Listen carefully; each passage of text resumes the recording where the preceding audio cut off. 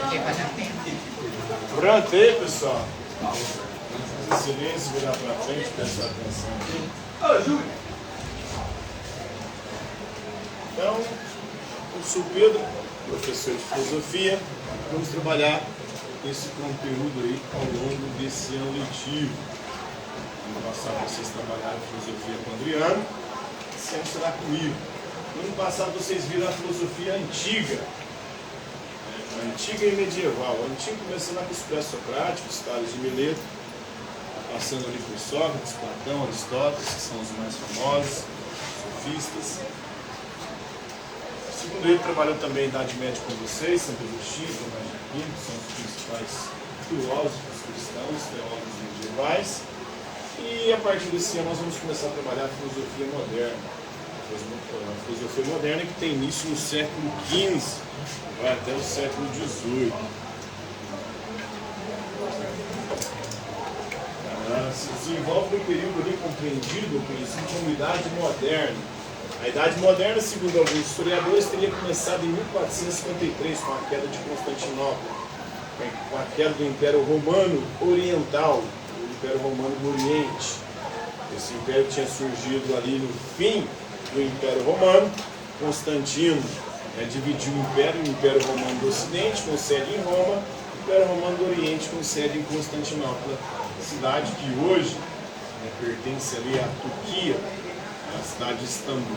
Em 1453 ela foi conquistada pelos turcos otomanos, um grupo muçulmano que dominou aquela região e dificultou ali, a partir desse momento, o comércio através da Itália com as Índias, na busca de especiarias. E aí a Europa começa a buscar novas rotas para chegar às Índias Orientais, ao Oriente, à Índia e à China para buscar as especiarias. E aí teremos Portugal como a nação pioneira aí nesse processo, como aquela que vai ser a primeira grande navegadora, ou a primeira grande nação que vai ser responsável pelos processos de expansão marítima. O navegador português, em especial, vai ser o responsável por contornar o périplo africano e chegar até as Índias Orientais para buscar as especiarias. Que navegador é esse? Vocês sabem? Vocês lembram aí? O navegador português, em 1498, vai ser o primeiro a conseguir contornar o périplo africano, a passar pelo Cabo das Tormentas. Depois muda de nome para Cabo da Boa Esperança. Vasco da Gama foi a única vez que o Vasco foi primeiro, né? Nada na história. Depois que ele consegue chegar lá, nas Índias Orientais, ele enche os navios de especiarias, retorna para Portugal. O rei de Portugal fica tão feliz com esse feito que dá um título para o Vasco de vice-rei das Índias. Desde então, o Vasco passou a ser vice, especialmente do Flamengo, né? E mais recentemente, nem isso o Vasco tem conseguido, porque nem na final ele chega mais, verdade? Atualmente ele anda frequentando as divisões modernas do futebol brasileiro. Mas tudo ocorre a partir de 1453, com a queda de Constantinopla. Em 1492, um navegador italiano, porque naquela época os burgueses, a burguesia que ia no Oriente comercializava, buscava especialistas para vender na Europa, ela partia principalmente da Itália e ia por dentro. Mas indo por dentro, essa rota agora estava comprometida por conta da queda de Constantinopla. Eles vão buscar uma nova rota. E Cristóvão Colombo, navegador genovês italiano, vai navegar pelas frotas espanholas. Em 1492 ele descobre a América. Em 1498 Vasco da Gama contorna o périplo africano. Em 1500, no dia 22 de abril, acontece o quê? O Brasil é descoberto, invadido pelos portugueses com Pedro Álvares Cabral. Então, segundo os historiadores, é esse contexto histórico que marca o início da modernidade. E o pensamento filosófico desse contexto é o que a gente vai estudar até o século XVIII, até a Revolução Francesa. A Revolução Francesa marca o fim da Idade Moderna e o início da Idade Contemporânea. A Idade Contemporânea que vai do século XIX ao século XXI. Mas no segundo ano nós vamos ver só a filosofia moderna. Essa filosofia desenvolvida entre o século XV e XVIII. Uma das características da filosofia moderna é a mudança da percepção sobre a realidade. Os antigos e medievais acreditavam que nós conhecemos o mundo tal como o mundo é. Isso é chamado de realismo filosófico.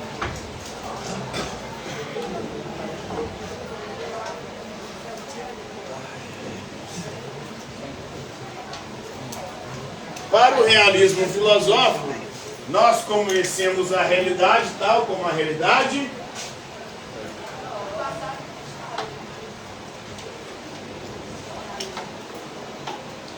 Vocês acreditam que a gente conhece o mundo tal como o mundo é? Ou não? Será que a gente tem esse poder, essa capacidade de conhecer a realidade tal como a realidade é? Será que nós conhecemos as pessoas tais como elas são? Ou não? Os modernos vão questionar e criticar isso. Os antigos e medievais acreditavam que sim. Desde Platão, Aristóteles até Agostinho, Tomás de Aquino, eles vão acreditar que nós conhecemos o mundo tal como o mundo é. Inclusive a verdade é a adequação da nossa mente à realidade. Os modernos vão dizer que a gente não conhece o mundo tal como o mundo é. Nós conhecemos só a representação que nós fazemos do mundo.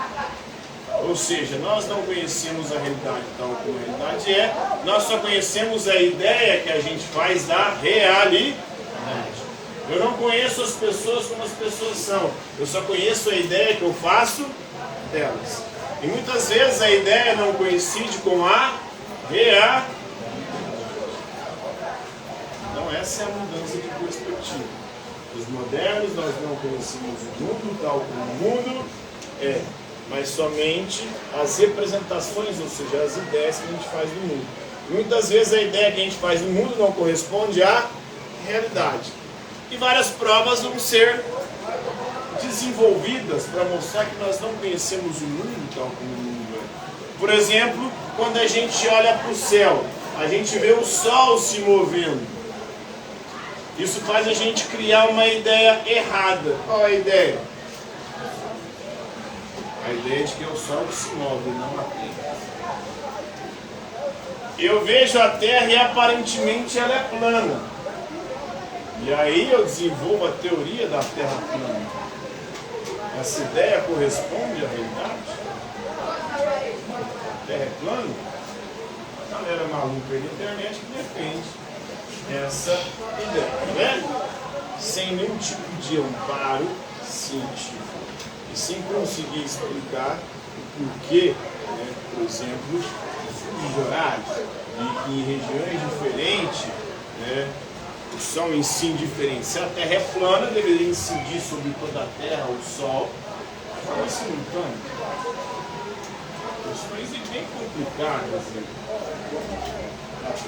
Os terraplanistas conseguirem provar a sua tese. Mas são ideias erradas. Por quê? Porque nós olhamos para as coisas e ao olharmos para elas, formamos ideias equivocadas sobre as coisas, assim como sobre as pessoas. Você olha, convive com a pessoa, você acha que você conhece ela.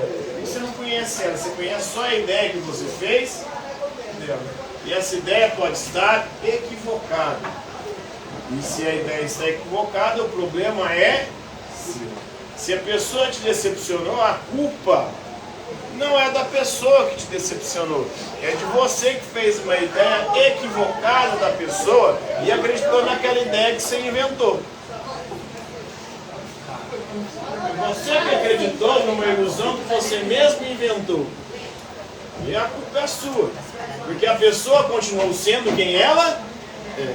Você que tinha feito dela uma ideia. Então, os modernos vão mudar o foco e a perspectiva. Nós não conhecemos a realidade tal como ela é, nem as pessoas como elas são. Nós só conhecemos as ideias. As ideias muitas vezes estão equivocadas. Por isso a gente precisa constantemente rever as nossas ideias. Porque nossas ideias sempre podem estar erradas. E eles vão procurar então, os modernos, um método. O que é um método? Palavra de origem grega. Significa caminho. Eles vão procurar um meio, um caminho para se chegar a um conhecimento certo, seguro e verdadeiro. Para se chegar a ideias que sejam cada vez mais parecidas com a realidade. Então é a grande preocupação dos modernos. Um método, uma base segura para fundamentar o conhecimento. Porque nós podemos nos equivocar. Olha, ajuda aí.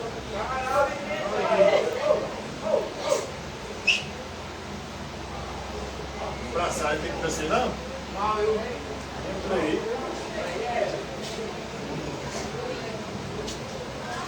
Então, eles vão estar preocupados aí com a busca de um método, de um caminho, de uma base segura para fundamentar o conhecimento. E eles vão estabelecer aí e vão perceber que há relações matemáticas e geométricas na natureza. E aí vai ser nesse contexto que vai se desenvolver a ciência moderna. As ciências modernas que vão dar origem às ciências naturais são as ciências que vocês estudam hoje. São as primeiras ciências que se desenvolveram. São a física, a química e a biologia.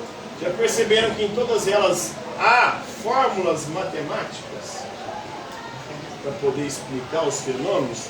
Porque eles perceberam que a natureza ela funciona de forma regular. E por conta dessa regularidade, dá para você traduzir os fenômenos da natureza em números, em relações matemáticas e geométricas.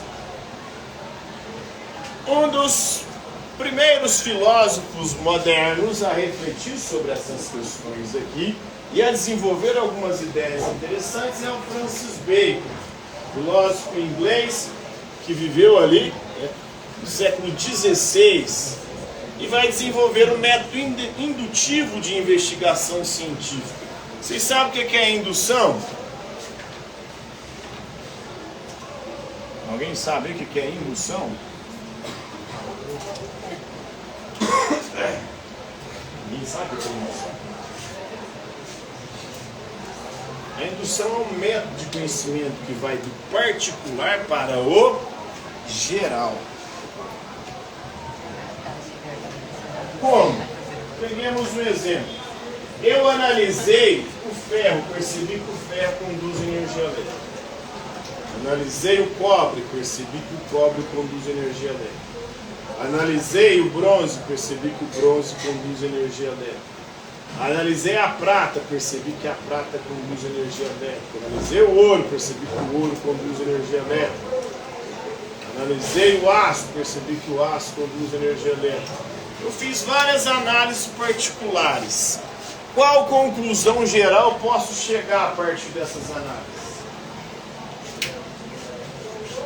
Oi?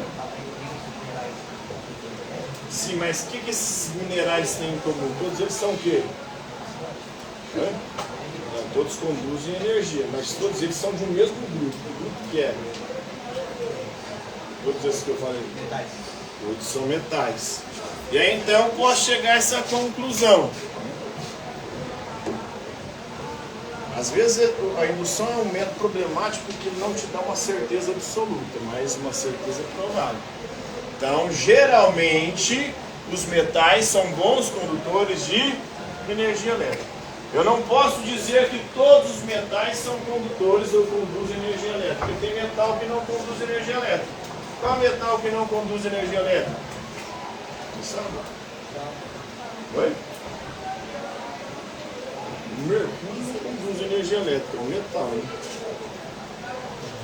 Então a indução é esse método. A partir de investigações particulares, você chega a conclusões gerais. E vai ser esse método que a ciência vai usar.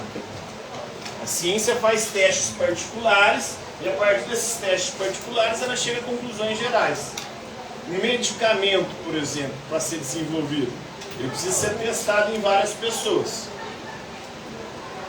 E aí é nesse teste que você vai ver a eficácia. Se ele curou a maior parte das pessoas que estavam tendo aquele problema, que o medicamento prometia curar, então ele é eficaz.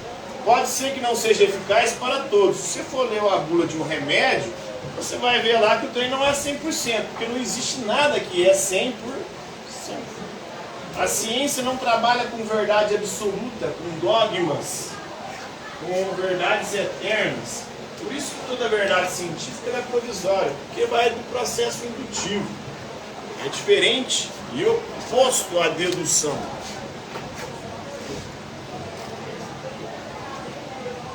A dedução vai do contrário, é do geral para o particular. Vocês devem ter estudado a dedução ano passado com Aristóteles.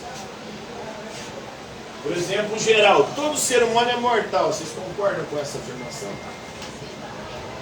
Já viu alguém que morreu? Todo mundo está vivo. Mas tem gente aí que está fazendo hora extra no planeta, não tem? Algumas pessoas que estão fazendo hora extra, quase desmontando essa tese de que todo ser humano é mortal, morreram. Silvio Santos morreu. A Ana Maria Braga está aí, né? Até o Moro foi. A princesa da Rainha Elizabeth morreu também. Uma galera que estava quase derrubando a tese de que todo ser humano é mortal. Mas morreu. Todo ser humano é mortal. Sócrates é ser humano, logo Sócrates é mortal. Então, você sai do geral, todo ser humano é mortal, para o particular, que é o Sócrates. Se ele é ser humano, logo ele é mortal. Então, indução e dedução são métodos opostos. A ciência funciona muito mais pela indução na perspectiva do Francis Bacon. Para ele, a ciência deve usar como modelo a indução e não a dedução. É isso, por exemplo, né? Na indução, eu analisei um japonês, percebi que o japonês tem outro japonês chega a uma conclusão. Todos os japoneses têm. Analisei um africano, percebi que o africano tem. Analisei outro africano, cheguei a conclusão que o africano tem. Entendeu? Essa é a indução. Você faz análises particulares e chega a conclusões gerais, né? O Francis Bacon defendia esse método. Esse método é o antídoto dos ídolos. Ele elabora uma teoria dos ídolos. O que são ídolos? Ídolos são falsas noções, erros enraizados, preconceitos, fruto do nosso mau hábito mental. Então são falsas noções responsáveis pelo insucesso da ciência. São 4 tipos de ídolos, segundo Francis Bacon. Os ídolos da tribo, que são os ídolos da natureza humana. O ser humano, por natureza, é um ser imperfeito, portanto, ele comete erros. E por isso a gente não pode confiar naquilo que nós conhecemos. Por quê? Nós somos falhos. Pode ser que você elaborou uma ideia falsa sobre a realidade, sobre as pessoas. Ele vai falar que existem os ídolos da caverna, que são os nossos erros individuais enquanto indivíduos. A gente particularmente, pessoalmente, também comete erros, muitas vezes por causa dos nossos sentidos que nos enganam. Você já se enganou com a visão? Por exemplo, viu uma pessoa, achou que era conhecido, cumprimentou. Isso aconteceu comigo sexta-feira. Acabou, me olhou de longe e fez assim pra mim. Eu achei que era pra mim, né? E achei que eu conhecia. E depois eu falei, eu não conheço, acho que ele estava mandando isso, era para outra pessoa, porque eu estava no ambiente de aglomeração. Mas que saiu com uma porrada lá, né? Problemas no sentido da visão. Porque na boate, final de semana, estava chapando melão ali, tomando umas, sua visão fica meio curva, deturpada, né? Seus sentidos te enganam.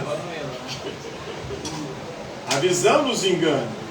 Eu tenho problemas seríssimos com isso. Um histórico muito agradável, meio esquisito. Porque eu estou numa faixa etária onde os meus amigos estão ficando todos muito parecidos. É careca, gordo. E aí, para compensar a falta de cabelo em cima, eles deixam a barba, né? Estão barbudos. E aí já ia algumas oportunidades, eu dei algumas ratas, né? Agora eu parei de complementar barbudo, eu espero eles me complementar, porque eu meti 3 euros. Eu vi isso uma vez no shopping, um careca barbudo de costas. Achei que era meu melhor amigo, que é careca barbudo, que ele é patão. E aí eu fui fazer a melhor coisa que você pode fazer com um careca. Dar um tapa na cabeça dele. A coisa mais deliciosa do mundo, estralo. E eu vi aquele careca barbudo. Tá bom, acabou que saiu catando cavaco. Na hora que ele virou, não era meu amigo. Não, velho, eu nem achei que era amigo. Se tivesse contato, quiser bater tudo bem, eu comprei.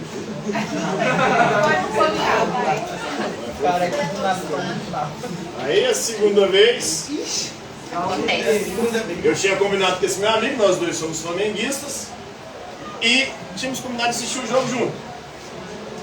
Aí combinamos no boteco, cheguei no boteco, vi um careca barbudo e sentei na mesa, achando que era meu amigo. E aí não era meu amigo. Já estava tomando cerveja, o cara falou assim. Desde então, aí me chamou uma outra vez, ele faz cerveja artesanal para ir no evento que ele estava fazendo. Cheguei lá mais uma vez, um careca barbudo. De longe, eu achei que era ele, mas dessa vez não dei tapa, nem fui lá, eu esperei que viesse. E aí ele não veio, né? Aí eu vi que não era ele mesmo, porque ele veio de outro lado. Então o sentido nos engana, a visão nos engana, a audição nos engana. Quem nunca se enganou com a audição aí? Já viram ou tiveram a sensação de alguém te chamando, você foi lá e não tinha ninguém? O olfato também nos engana. O ser humano já descobriu isso há um bom tempo e criou artifícios para enganar o olfato. O perfume é um desses artifícios. O perfume nada mais é do que uma invenção do ser humano para disfarçar a nossa caatinga natural, né? Não existe pessoa cheirosa. Toda pessoa é fedida porque fedor e odor é o que o nosso corpo produz. Os produtos químicos que a gente usa como perfumes é que ajudam a disfarçar a nossa caatinga ou a reprimi-la, né, de ser exalada. Então, o ser humano é fedorento, não existe pessoa cheirosa. Cheiroso é o perfume que ela está usando, o sabonete, né, os produtos químicos que ela usa para entender.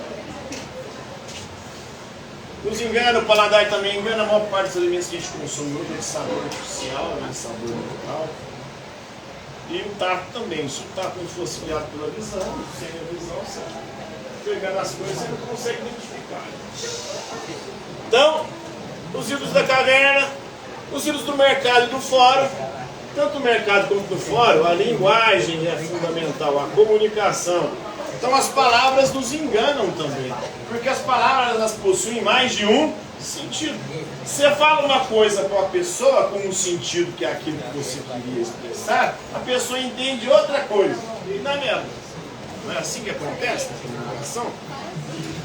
A linguagem também nos engana.